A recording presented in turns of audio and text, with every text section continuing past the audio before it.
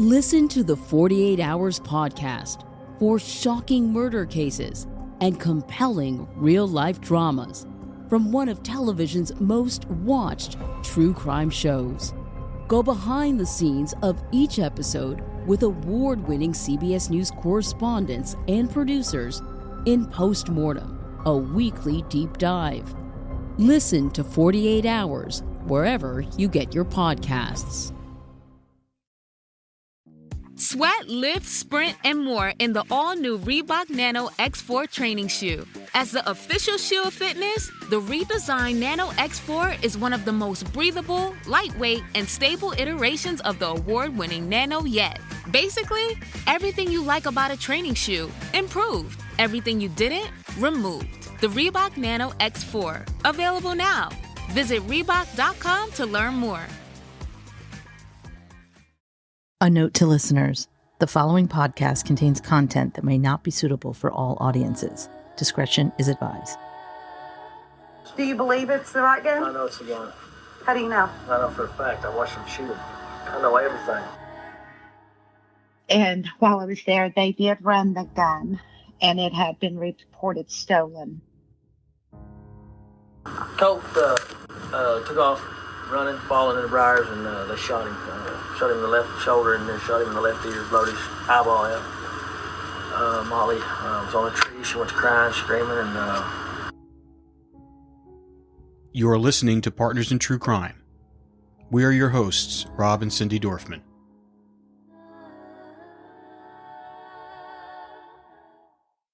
Last year, when we decided to do the podcast, Paula said to me that she had received a tip that she was going to follow up on. She called me and said that she was going to meet this person with Misty. Paula recorded her conversations with this person. To our knowledge, law enforcement did speak to this person. Paula reached out to law enforcement a month ago to tell them we were going to release these recordings. And we never heard back from them. Full disclosure, these recordings belong to Paula, and she has allowed us to air them today. We also want you to be aware that these recordings contain some very, very graphic details of what may have happened to Molly and Colt. Hello. Hi. Sorry about that. Hi. It's okay. Okay, good. Okay, so I just want to jump right in because I know, you don't have a lot of time and I don't want to spend a lot of time. When we first started doing this podcast last summer, you told me that you'd gotten a tip from an anonymous person, and then you called me and you said that you were going to go meet this person. And then when I was on the phone with you, you were literally running through the woods after this person. So I was hoping that you could just kind of walk us through this recording so we can give people an idea of what was going on with you at the time. And I mean, I was terrified for you at that moment because the average person doesn't go chasing a possible witness in murders through the woods. But you and Misty did, and it's pretty amazing. Yes. We're going to play a little bit of the recording, and then we'd like to get your thoughts on it, or kind of a little bit about what you were thinking and what you were feeling at the time. And just kind of talk us through. We're going to, like we did with the Jessica clip, we're going to play a little bit, we'll stop, and then we'll talk about it. Then there's about 8 clips. Okay. Now, do you want to talk about what led up to this? Yes. Sure. Go ahead. Okay. What led up to us looking for this person is back in April of 2021, I had received a message through Facebook with their phone number wanting me to give them a call. It's somebody that I've heard of, that I knew about since literally the first time I found out, that Molly was actually missing and not coming home. His name has been brought up into this case. So I was very surprised when I actually saw it, and I did give him a call. And then we did talk on the phone that day and a few days after. And then I was unable to get a hold of him anymore, and come to find out he had been arrested on an outstanding warrant from 2 years prior to us speaking. So he was in jail for almost 2 months. And during that time frame, I was communicating with him in jail. I put money on his phone so we could communicate. And then once he got out of jail, I was unable to get him on the phone and speak to him. So that is what led me and my cousin Misty to go looking for him.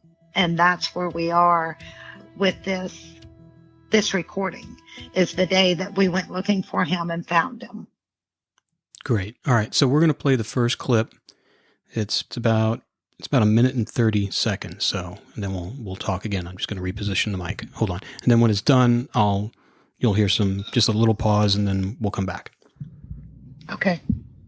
Did you tell the FBI where the axe was? I gave them a chopping axe. I gave them an actual murder weapon. Yes. And they said, why would you give the murder weapon? Because you're trying to... They said, I didn't see none of that, what happened. They said, I didn't see the shooting. They didn't say the D-head. They didn't say nothing. They said that I was crazy. Well, here's what they believe. I was tied to a tree from here to that right there. That's the part they don't believe. Oh, I seen it all. I watched them. They believe you were there, but they don't believe the part about being tied to a tree. Yeah, right? Yeah, right. So, because, if they didn't, they knew that you would run and tell. You see? Yeah. Well, I'll tell you how serious it is. I got the weapon right up there in that building. You know why? Because when I snitch, they're going to murder my family. Every 7 years, they fuck with me so bad. Yeah, they've done been here. Oh, they have. Kobe been here? Yeah, he done brought something here and handed it to me and said, now, you're involved as much as we are. Is that the gun? Only one left. I just told her that. Yeah. Just told her right before y'all pulled up. I just said, something's coming. I said, I don't know what it is. Can I have the gun? No, ma'am. Sure can't do that. Can you show it to me? Just let me see it. The gun's cursed, I'm telling you. Oh, it's cursed. It's awful. I know. But, we've been 8 years of hurt. So nothing even... we've heard the worst, and just what you said, I believe you. You know what it took me to get that gun? To Do you believe it's the right gun? I know it's the gun. How do you know? I know for a fact. I watched them shoot him. I know everything. I watched them shoot him point blank. Whose gun was it? It was probably a stolen gun, wasn't it? Sure is. It's a cop's gun. 357 Magnum. Okay. Tell us what's going on here. Okay, so he had been discussing what had transpired. He tells us that he was there when Colt and Molly were shot. He tells us exactly where Molly was when she was shot. She was tied to a tree on the northeast side of the shop building on the net property. He says he was there. He says he was tied to a tree as well and could not help her. That's what he was discussing there. That is what I don't think anybody in law enforcement believes, that he was being held captive at that moment. And quite frankly, I don't either. I don't believe that he was being held captive at that moment, but I think that is his way to justify why he was not helping her, because he knew her. He knows Molly's grandfather and Molly's uncle. So it makes me wonder if he's just saying that because he's justifying why he didn't stop what was happening to Molly. He says that since he had been out of jail, and he got out of jail, I think it was on June 25th last year. This recording was on August the 1st. OSBI, the last time they spoke to him while he was in jail, he refused to speak to them because he was getting beat up while in jail. He had been pulled out of his cell. It was either 4 or 5 times, twice by the FBI, and it was either 3 or 4 times by the OSBI. So he had been pulled out. So it appeared to other inmates that he was snitching, and which is exactly what was going on here. Irregardless, he was getting beat up over it. And I know that to be fact because I saw him. Every time I spoke to him was on video call, and I saw him with my own eyes, and he was being beat up in there. OSBI told me the last time they went to speak to him that he refused to talk to them. He told them, he said, man, I'm getting beat up in here. You guys need to leave me alone. You have my phone number, right? And they told him they did. And he said, call me when I get out of here. So what led up to me going there was on July the 9th. He had been out of jail over 2 weeks at that point, and I had spoke to OSBI on that day. I asked them if they had gone to speak to him, and they told me no. I told them that I would go find him and speak to him myself. So hence is why this happened that day. Why do you think he told you this stuff? I mean, we have a bunch of other stuff he told you. Because the reason I believe Alex Miller had just died just a little over a month prior to this gentleman getting in touch with me. He knew Alex very well. I mean, he loved Alex.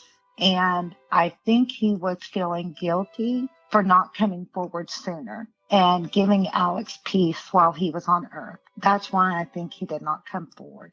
Now, the gun that he is referring to, when he got out of jail, and this was a little over a month after he got out of jail, is when I went to see him, when Misty and I went to see him, is when, during that time frame, he had told me that Colby Barrick had been there and Dakota McGee had been there, which is one of Colby Barrick's sons, that they had both been there. He says that gun was given to him.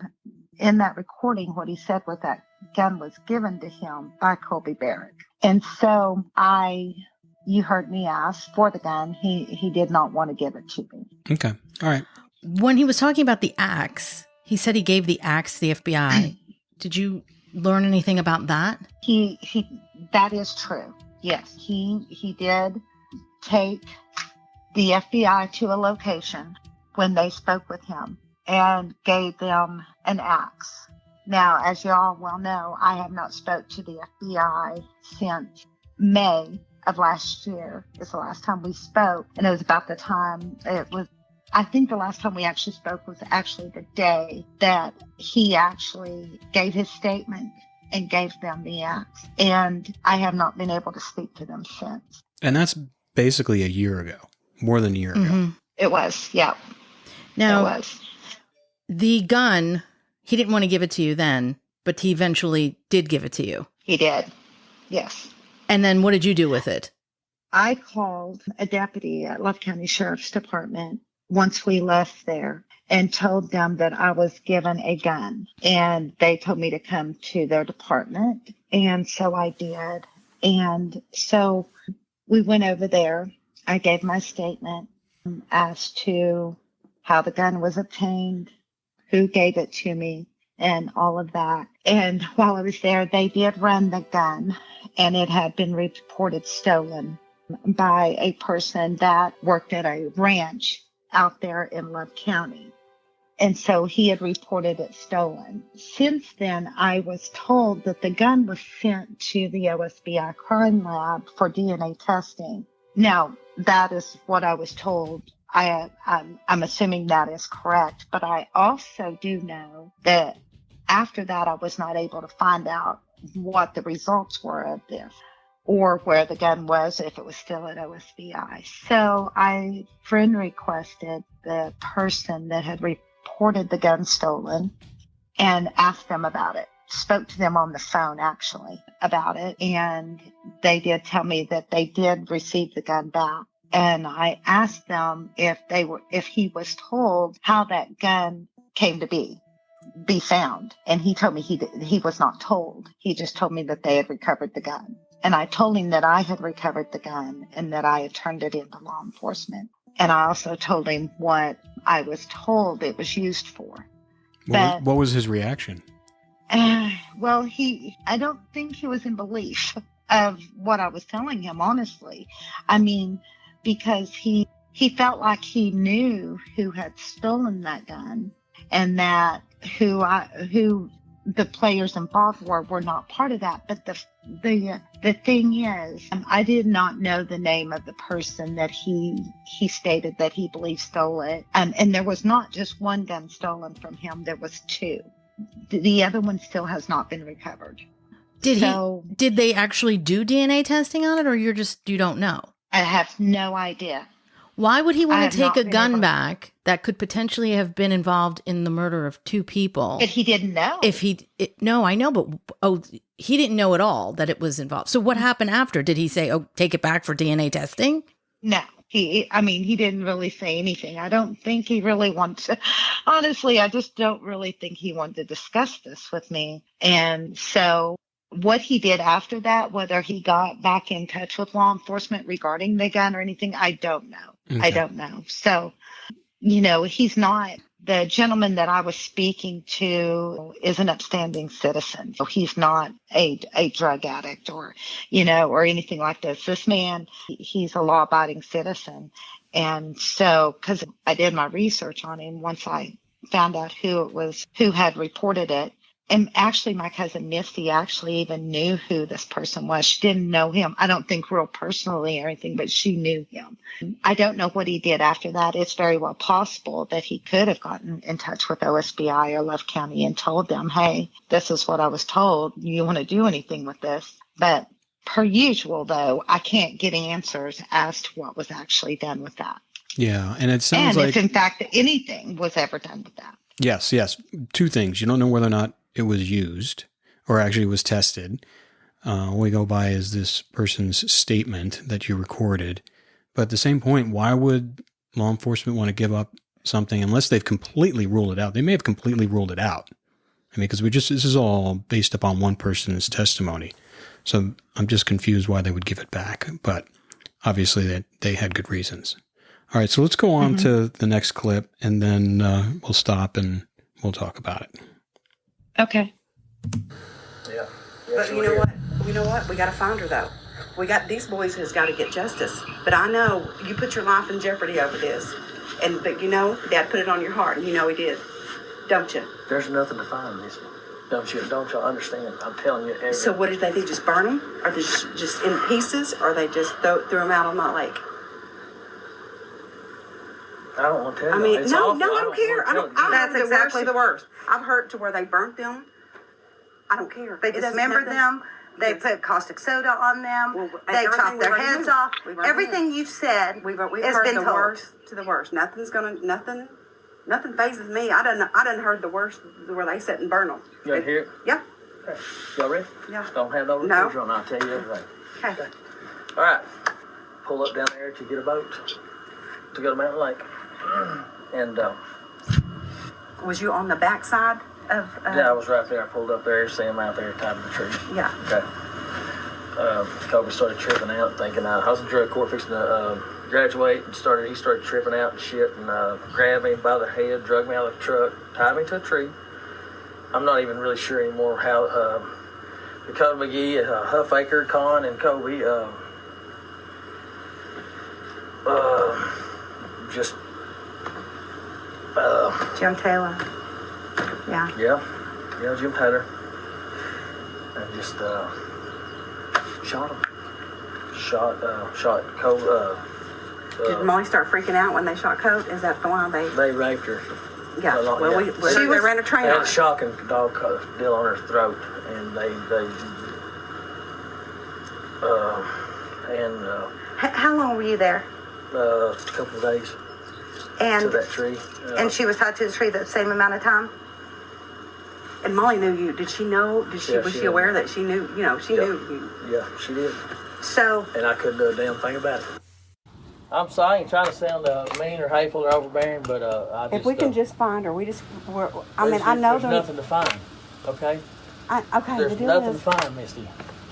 I'm sorry to tell you this. They cut them up, and they cut them up, put them in muriatic acid, fed some of them to the hogs. The teeth they acid to put down in the well. I mean, you're chasing nothing. Their heads was beat with hammers, and Linda Sue nipped all of them. They know what happened to them, and I mean, that hog pen's right there at her house, but I doubt you can find anything there. It's a sick deal, man. It's just a deal you ain't ever gonna know.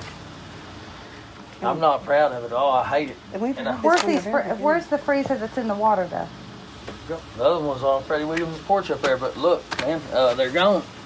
They're gone. I already heard. The FBI came out here the day after you talked to them. Yeah, I came out here and got the axe head for him. Handed it to him. Said, look, this is the axe right here. I've been holding it for long. Alex didn't want it, so here you go. That's it. The FBI brought you out here? Drove me right down there where I had the axe head, sure enough. Okay. Pretty brutal stuff.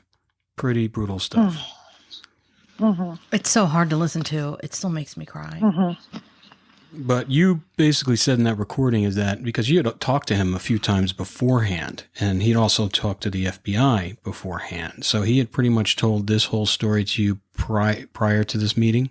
He had told me some of it. He told me he did not. He told me more so over the phone about Colt, because as you heard in that recording right there, he did not want to tell Misty and I what happened. He was like, it's awful. I don't want to say it. And that's why we were encouraging him to just tell us. So over the phone, I had only really been told by him what had really happened to Colt. And it was brutal what happened to Colt, but what happened to Molly was even worse. I could not hear that clip very well that was just played, but so I don't know. I could not hear in that clip. Did he actually tell what happened to Molly there? He just said that she was raped. Yeah, but the details, Paula. I knew there was, but I didn't know if it was in that clip right there or not. No, he repeats himself later, and he gets more into detail on what was done. Yeah. I had talked to him when he agreed to go speak to the FBI, because I was trying so hard when he was in jail. I was trying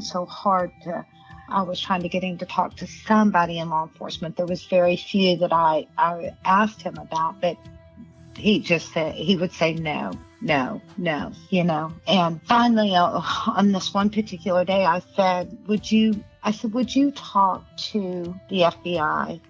And his exact words to me was, call him, Paula. Call him. I said, you'll talk to him? He said, yeah, I'll talk to them. And so that's how that all came about. Anyway, so he had actually told the complete story to them before he actually ever told it to me. In these recordings is when I actually heard it out of his own mouth for the first time. Wow. So. Wow, that's all I got to say. It was crazy when it was happening. I remember talking to you through this whole process, and it was horrifying, some of these details. And we thought that... And maybe he didn't tell the FBI everything. That's what I mean. We kind of thought that. Maybe he got scared. Well, see, no, I don't think so. I think he did. And the reason I think he did, because he did tell the OSBI. And I've had a lot of communication about this with the OSBI because they already knew that I knew. So therefore, they were able to indulge more information to me. They were able to confirm more so information with me because I already knew it. You know what I mean? Mm-hmm. Yeah. So they were able to confirm. So I do know that the information was told to them. That was told to Misty and I that day. Each time a story is told, things are added or things are left out because maybe at the moment you didn't remember it or when you're telling it. Like to me and Misty, he so did not want to tell us. It was like he just kept looking at the ground. He couldn't look us in the eye, and he kept looking away. He'd look up to see where we were emotionally, I think, and then look away. And he would, while he was telling me, he'd just keep looking at the ground. And it was cringy. Okay. So. All right. Well, we're going to play another clip here. He gets more into a little bit more specifics on the night they went missing, and then we'll circle back with you. Hold on one sec. Here's what happened. When they took off on a chase, how they switched that car out was Joe Russell called Willie, and Willie and a girl went and got that car. That's not to say how that went down.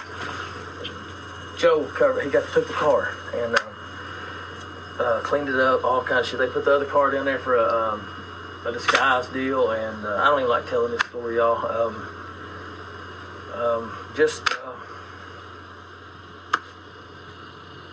Y'all don't really want to hear this. I want to hear it. I'm not telling this. I can't tell this to y'all. It's awful. No, Well, we done heard they ran a train on her.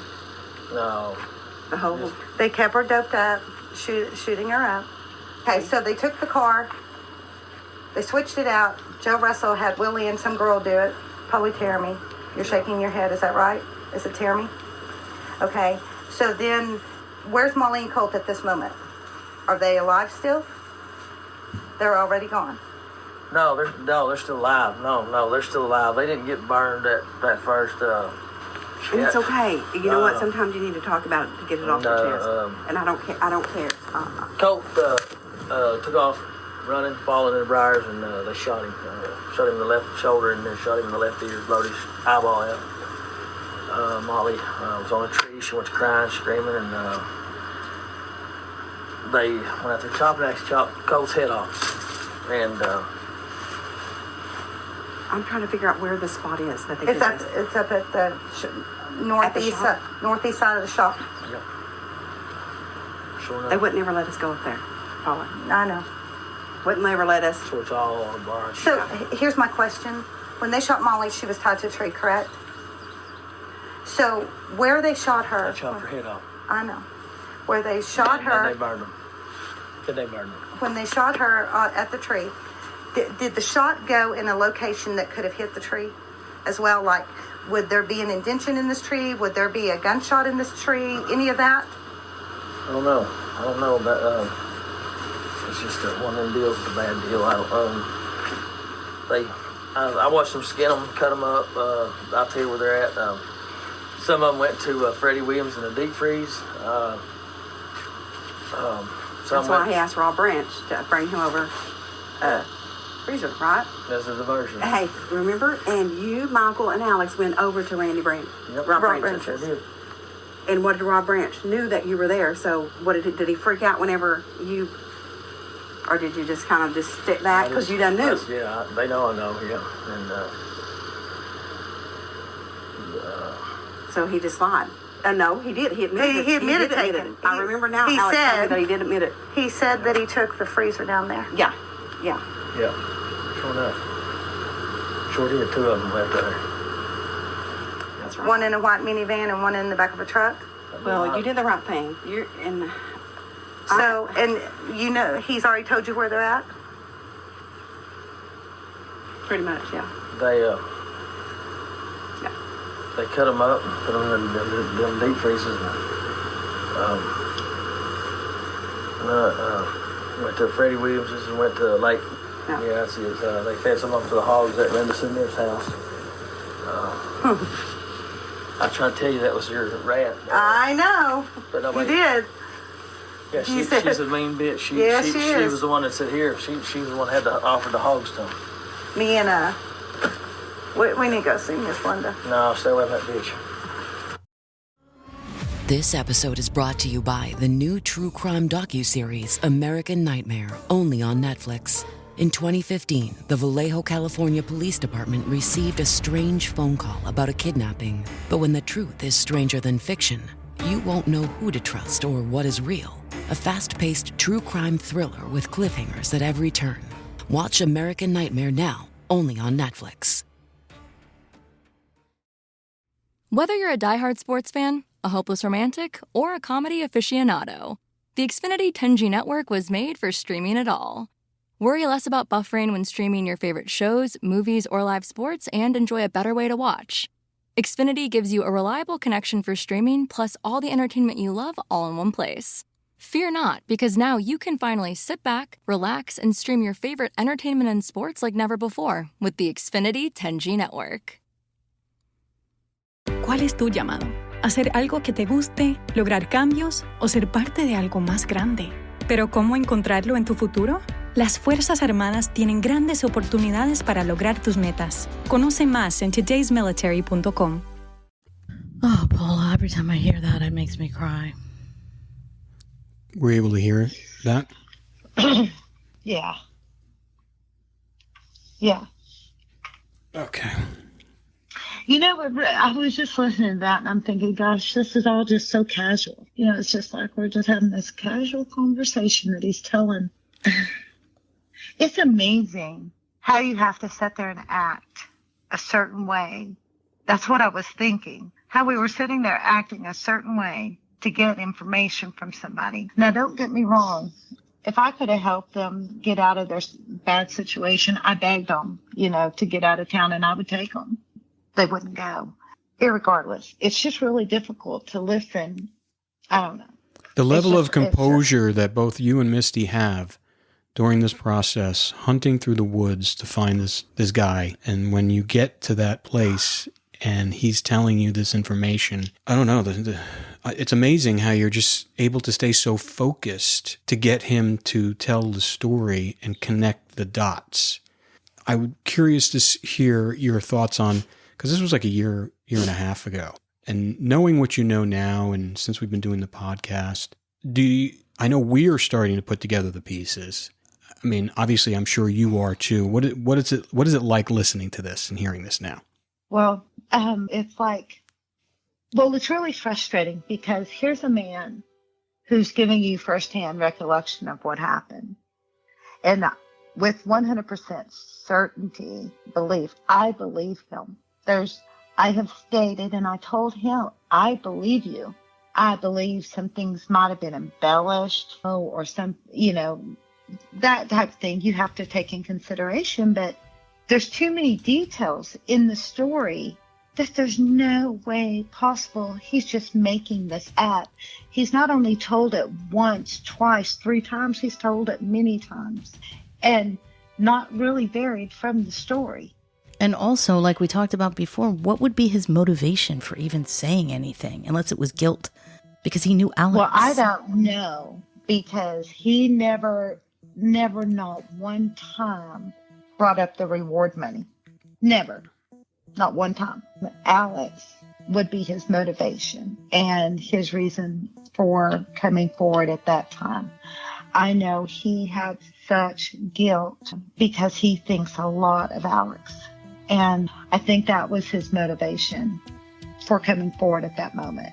So, and Alex had only been gone a little over a month when he actually messaged me for the first time back in April of last year. I think that was his motivation. His girlfriend also told me that he was not well. So he told me, he said, Paula, I got to do one thing right in my life before I die. Just one. And I said, I'm sure there's been plenty of good things you've done. He said, no, there really hasn't. We're talking a man in his 40s who's lived a pretty rough life.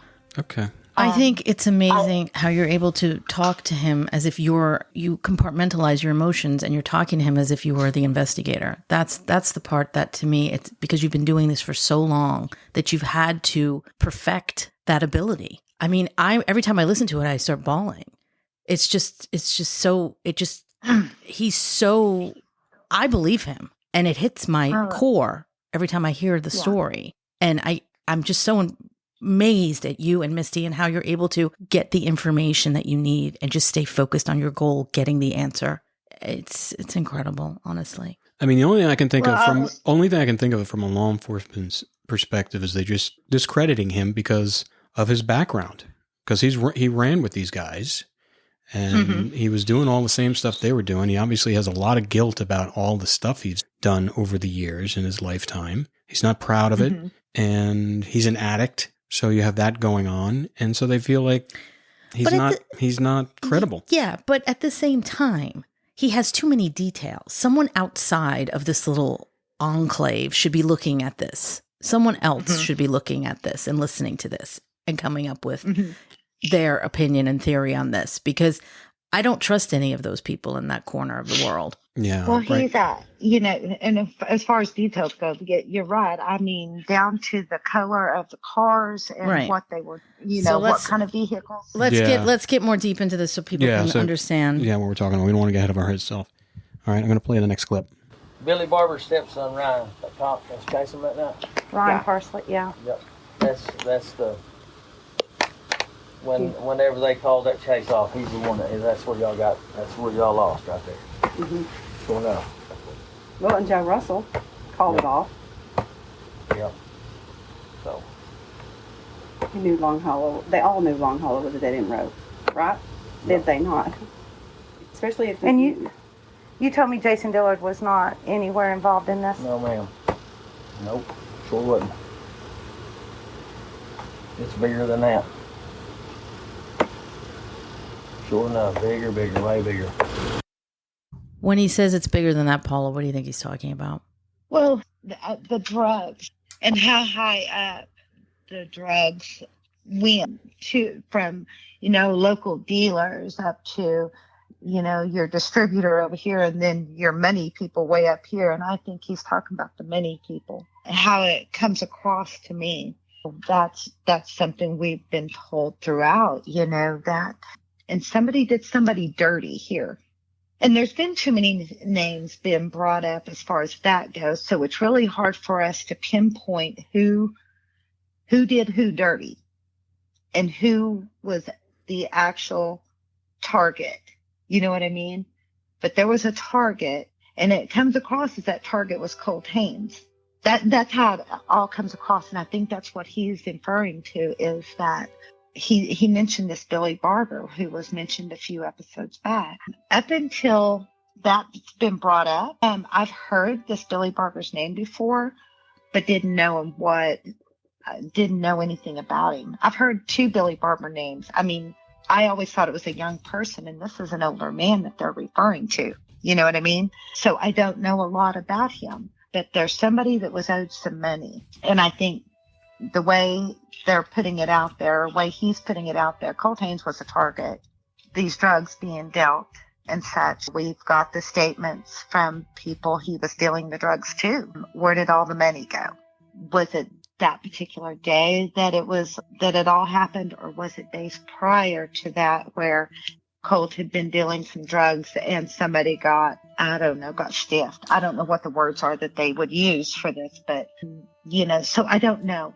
But that name has, after his name was brought up, and then we went back and listened to this clip, this recording again, and then we hear it in there, because at the moment that I'm there, some things, until I went back and listened, some things I didn't even recall him saying, and because that guy's name meant nothing to me, I kind of blocked it out. You know what I mean?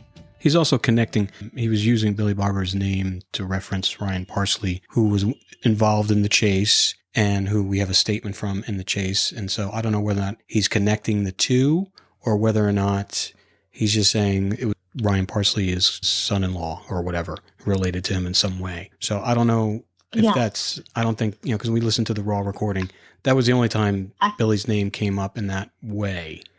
So I don't know if he was using it to reference the fact that there was relation. Right. Because there's relation, and that the chase was called off. He's not saying that Ryan Parsley called off the chase, but he was involved in the chase and was called off of it by Joe Russell. Exactly. That's what it sounds like to us. I mean, why would Ryan Parsley initiate a chase for no reason? Mm-hmm. I don't think that was orchestrated ahead of time. No, because he knew who it was. I mean, do you think that he could have orchestrated a chase ahead of time? Who, Con? Yeah. Yeah. No, exactly. I don't. It makes no sense. It makes no sense. So that part is, I think it's just coincidence that Ryan Parsley happened to be the deputy on call that night who was involved in the chase, and he happens to be the son-in-law of this Billy Barber person. I think it was a stepson. Or stepson, yeah. Related. Yeah, I don't think the two don't feel like that. They're connected. That's connected. No, I had heard that before. I mean, that's actually been brought up before, how that was how they orchestrated that to get Ryan to chase them so something else could be happening. Get the law enforcement on his tail. So they could, something else illegal's going on over here. That's a reach. I think that's a stretch too. Oh, I know. I agree. Because I mean, that's been brought up in the past. It shines too much light on this situation. If they were doing something that they didn't want people to know about, they wouldn't have all these cops telling them and making this a public on the media. That doesn't make sense. Yeah. But I think that Joe Russell calling off the chase says a lot at that point. That's a different situation. Sure. And then that in some of these recordings, the last couple, you'll hear that'll kind of come to light. And didn't you say that you had heard one time that Parsley was having a hard time with this whole thing? I had heard that from someone. He left the Wilson PD, and I had heard that he had gone to Texas to work in law enforcement there. And I had heard that he was really struggling because he didn't take it seriously. He did not. He was not equipped with training or anything else to take this seriously. Not to mention, we're talking about small town BS. Everybody knows everybody. Molly Miller's just out doing her thing. She's having fun. She'll come home eventually. That's the way they took it.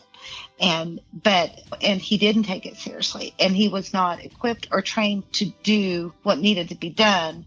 And that's why we kept hounding him to request the OSBI come in and do a full investigation, because at the time they were only doing a partial. They were only doing an assist. So therefore, but hindsight's 2020. It would have done us no good had OSBI been in there doing that job. So there you go. So, but yes, I have heard that he has had a difficult time with everything that's transpired, and knowing that she's never coming home, and he could have possibly done more. Well, and should have done more. That's a tough cross to bear, and we feel for him. So that's a tough thing. Yeah. Okay. Yeah.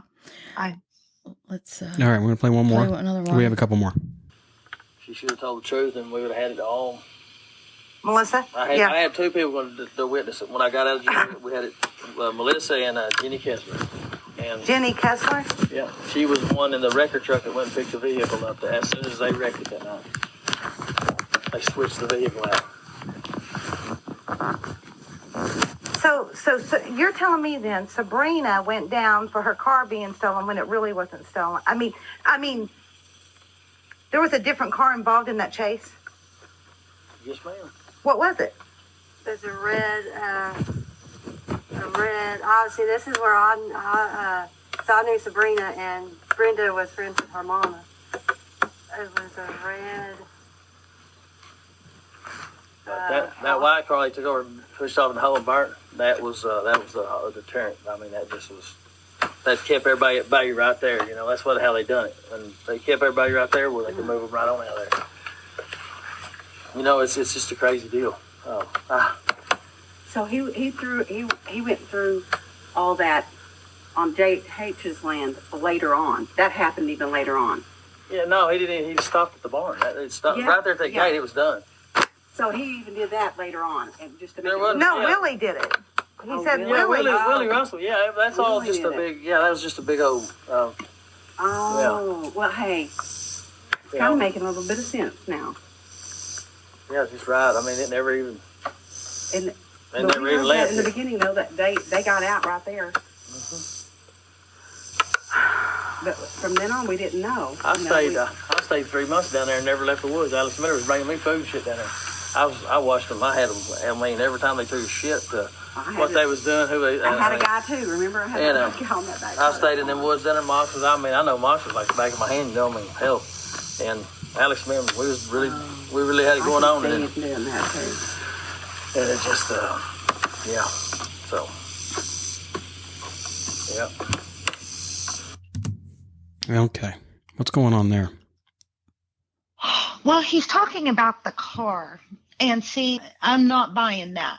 They were in Sabrina's car during that chase. Wilson PD had the way when I've listened to the police chase, they had the tag number. It came back to Sabrina Graham, and who was Con's girlfriend at the time, who at around 6 o'clock in the morning reported that car stolen. But I don't think that's what he's talking about. I think he's confused, because she's talking about the fact that they switched that car out after Con went through the chase. At least this is how I heard it.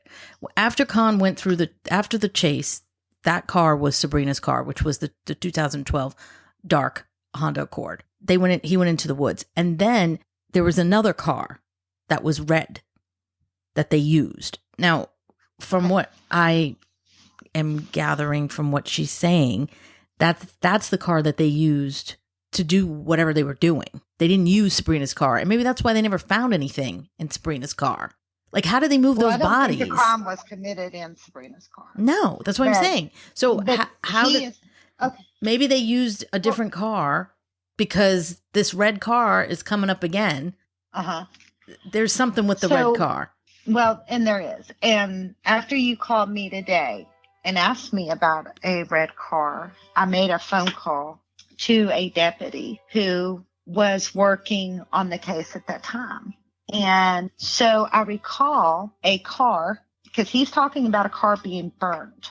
This guy was on this recording just now. Well, I don't know if he spoke about it in that piece you just played, but he had told me at some point that there was a burnt car that was a decoy to make them think that she had been in that car. So I called this deputy today because of a vehicle that had been been set on fire down at the corner of Oswald and Long Hollow Road back in 2013. And I wanted to know the color of it. And so I'm still waiting on the pictures. I will get them probably later on tonight. The pictures of that car that was set on fire, because he worked it. Okay. And he took the pictures of the car. He also told me that the car that Con told the 4 people that came to his house that morning, he told that one, do you remember where we left the other car? The Mustang. Over there. Yes, the Mustang. There's pictures of it as well that he is sending me. So we should get those later on this evening as well. So anyway, there is a car that was burnt. And he's saying that they dropped, that Molly and Colt never went past the shop building. It's the way I understood it. That they never went past the shop building. Which is on the Nips property. Yeah, tell us about the shop building, because I don't recall. Okay, so that is toward the end of Long Hollow Road, and you turn back off to the west, and then you go up the hill, and the shop building's on the top. That they had gotten out somewhere around there, around that shop, and that's what he is stating in that recording, that they had gotten out there.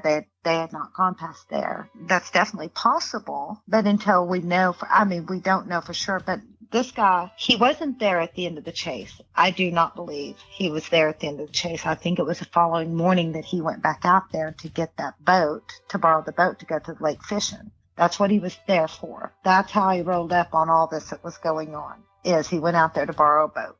You know, in other recordings that I have between him and his girlfriend and such, he had another person in that vehicle with him when he got there. We have yet to be able to identify. It was a younger person than him, went with him to get the boat. So this person that we're listening to the recording of, he was going up to the shop to get a boat. Mm-hmm. He was borrowing a boat from Colby. And he had someone younger with him in the car. Yep, he did. And he convinced them, because if in one of these clips that you've played, he talks about how Colby came over the truck and yanked him out of the truck and was asking, what the hell are you doing here? And all that. That's how that kind of went down. And then he had this other person with him. And he was able to he's not going to say anything, just let him go. They did. They let him go. Do we know that person? Do we know who that person is? No. Okay. Not a clue, not even an inkling who that person may be. Him and his girlfriend, neither one have ever stated who that person is that was in the car with him when he went out there. But he knows, and he saw it. So there is another person. Okay. And they just, they're not going to tell who it is. And matter of fact, he won't even speak to me anymore. So. Well, he's told you everything he needs to tell you. That's probably what he has. Yeah. Yeah. Well, yes, and he wanted the gun back. The next morning, the last time I've ever spoke to him, August 2nd of last year, and he wanted me to bring the gun back to him. I told him if he wanted it, he had to go to the Love County Sheriff's Department because I turned it in. Yeah, well, its rightful owner owns it now, and I guess whatever tests they did on it were either inconclusive or they didn't believe it if it was the gun, because they wouldn't have given that gun back if they thought it was involved in a murder. Oh, absolutely not. So, okay. All right, this last, I think this is the last one. Yeah, let's just play this one. So after they, when Con left them out in the woods, and then how did they get back to the Nip property? They didn't go very far. They never left the Nip property. They pulled up at right just 40 yards north of the shop. That's where it happened, right there where the motor cars was. We'd heard that in the beginning, that they never even went down there where the car was at. Remember, they let him out. We heard they let him out right when he pulled up. Well, see, yeah. They got high for 4 or 5 more hours after that. That was all just a deterrent, that wreck and shit, you know. So on the 8th, early morning hours of the 8th, or on the 8th. Well, see, here's something that bothers me. Remember when we went to Cons and talked to him? Johnny Nip. Now, you're related to these people, aren't you? Sure am. But I'm a pal, I'm not a Nip. I know. Not a virus. So, okay, Johnny said to us when I was telling Con he kept telling me that he was never with Molly and Colt. And I said, well, Molly was making phone calls on her phone saying that she'd been in police chase with you guys, and that her and Colt needed a ride. He said, I was never with them. I said, so you're saying Molly's a liar?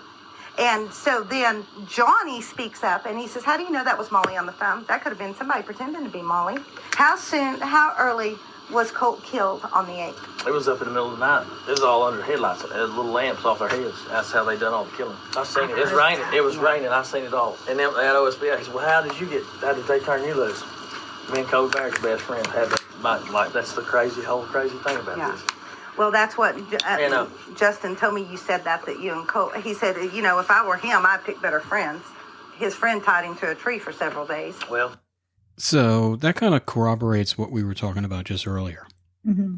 Yeah, there was a lot of illegal activity that went on at the top of this hill long before Molly and Colt came up missing. When law enforcement was out there. What was it, the 26th of July, 2013, they found 7 stolen cars on top of that hill by that shop building on the NIT property. Nobody was ever charged with those 7 stolen cars. So there was just a lot of illegal things that went on up in that area around that shop building. He's saying that they got out there. They never left the NIT property. So he's saying that everything happened right there on the NIT property. He told me that after Colt was shot, that Colt started crawling into the briars to get away from them, and that he laid in the briars and he died.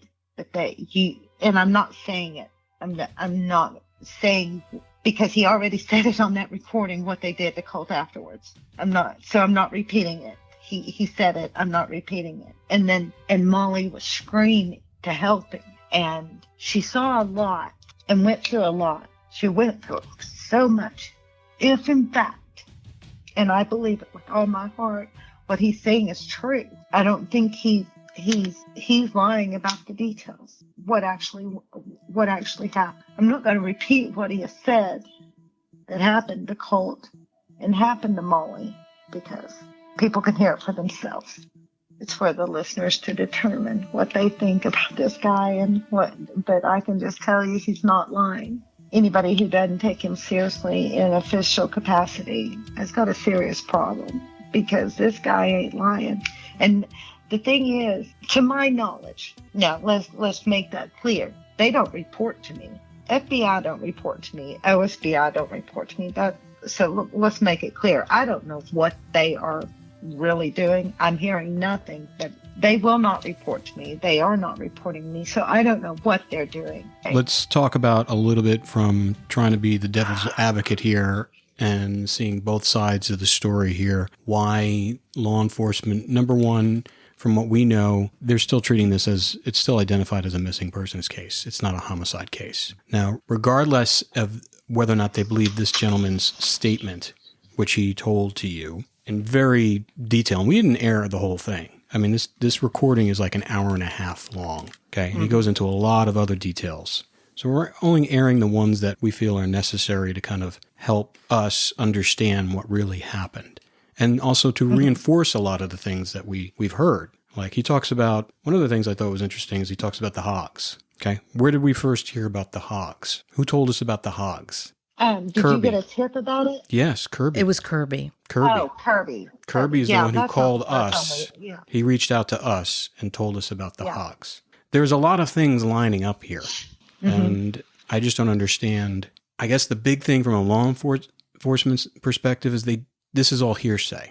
But but they have enough. There was a Jessica who witnessed Khan talking about him shooting. And now we hear another story about someone else shooting Colt. So I can understand the story's convoluted. They may not have a strong witness statement that they can use in a court of law, because that's basically what they're trying to do. It's trying to build a case so they can use it in a court of law and it's going to stick. Because I think they're right. I think they only have one shot at this. And right now, I don't know what they can do, but they should obviously still be looking into this case and watching these people. Because I don't know how else you're going to do it. You're gathering all this evidence. and you're handing it over to them. So it's kind of confusing. Well, also, things need to be done thoroughly. Tips need to be seen through, not just dismissed. I think we've kind of hammered home what happened. I think it's pretty graphically detailed. But Paula, tell us, like I said before, you were there and you experienced this, and your steely resolve of questioning you and Misty, amazing.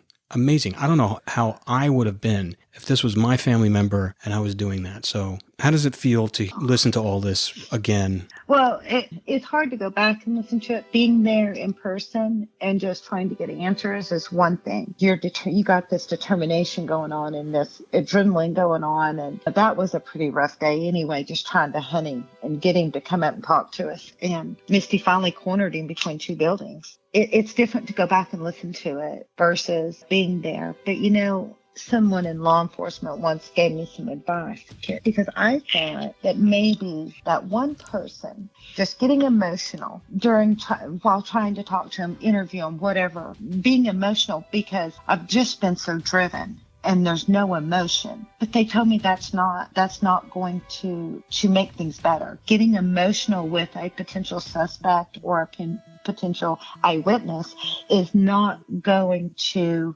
get them to come forward and be ready to give you the information. They told me there are times when it is appropriate to get emotional, and that may help a situation, but in general, to just stay focused. And so that's, I've taken that to heart, and that's what I think about. And I gave an interview one time, and I recall after that interview, a family member saying, "How did you do that without breaking down?" It's like, I don't know how to describe what me and Misty, I think we've had our moments, but for the most part, I think when we're together, we feed off each other. She breaks down in the car. That's when Misty breaks down. Well, she's tough.